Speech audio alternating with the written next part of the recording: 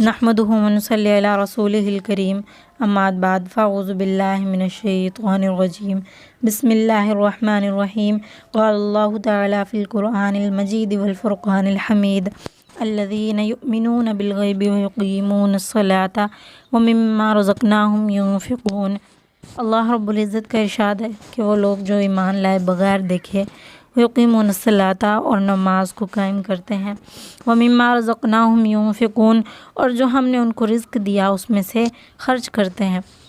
یعنی اللہ رب العزت کی راہ میں خرچ کرتے ہیں۔ ایمان کے معنی ہے کہ انسان اپنے سچے دل سے ہر اس بات کی تصدیق کرے جو ضروریات دین میں سے ہے۔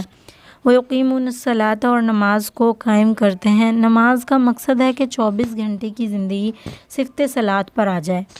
نماز اللہ رب العزت کی قدرت سے براہ راست فائدہ حاصل کرنے کا ایک ذریعہ ہے۔ سر سے پیر تک اللہ کی رضا والے مخصوص طریقے پر پابندیوں کے ساتھ اپنے آپ کو استعمال کرنا، آنکھوں کا، کانوں کا، ہاتھوں کا، پیروں کا، زبان کا استعمال صحیح ہو جائے، نماز میں دھیان صحیح ہو، اللہ رب العزت کا ڈر ہو، خوف ہو اور عاجزی والی نماز ہو، فضائل کے ساتھ ساتھ اللہ رب العزت کو راضی کرنے کے جذبے سے اور نفس کے مجاہدے کے ساتھ نماز کو ادا کیا جائے، یہ یقین ہو کہ اللہ رب العزت اپنی قدرت سے ہر ضرورت پوری کریں گے۔ نماز میں قیام، رکوع، سجدے اور قعدے میں دھیان جمایا جائے کہ اللہ رب العزت مجھے دیکھ رہے ہیں۔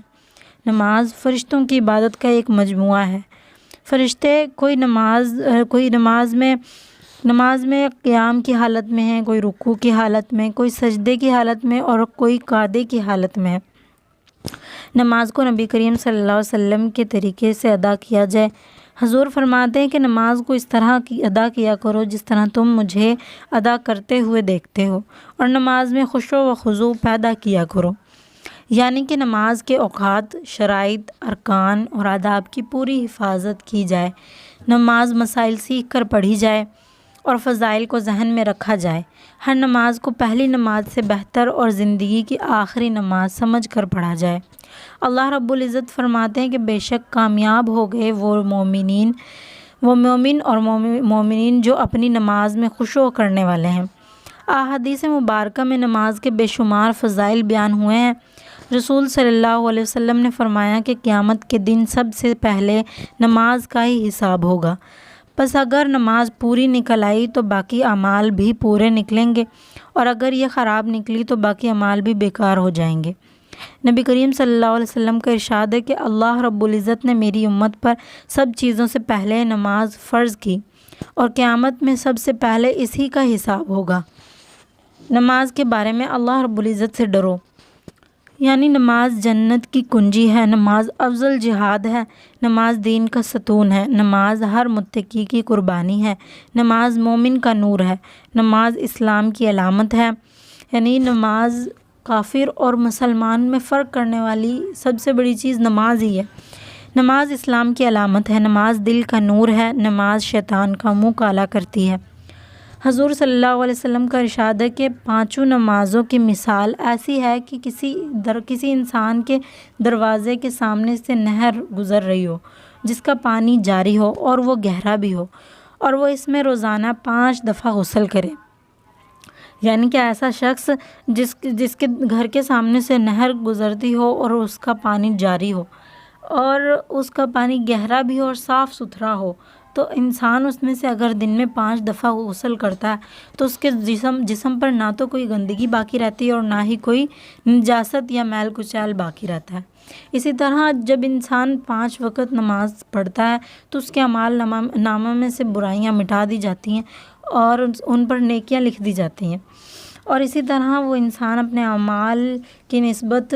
پاک ہو جاتا ہے۔ آدمی کے اور شرک کے درمیان نماز ہی حائل ہے۔ سب سے افضل عمل اول وقت میں نماز پڑھنا ہے۔ افضل ترین نماز آدھی رات کی ہے۔ آخری رات کی 2 رکعتیں تمام دنیا سے افضل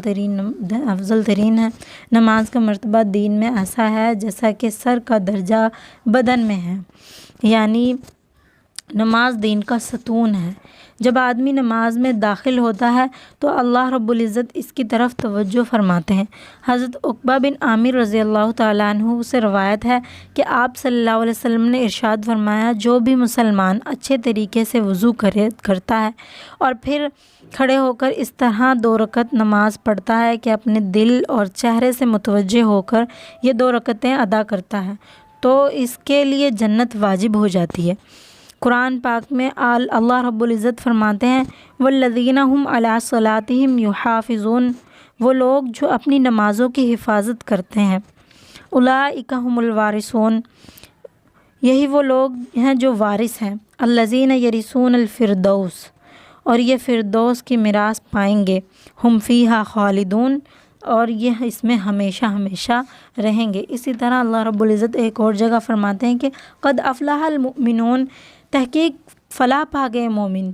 یعنی کامیاب ہو گئے مومن، الذین هم فی صلاتہم خاشعون، وہ لوگ جو اپنی نمازوں میں خشوع و خضوع پیدا کرتے ہیں، یعنی اپنی نماز کو اللہ رب العزت کی رضا کے مطابق ادا کرتے ہیں۔ حضور صلی اللہ علیہ وسلم کا ارشاد ہے کہ جس کا مفہوم یہ ہے کہ جو شخص اپنی نماز کو اس طرح پڑھے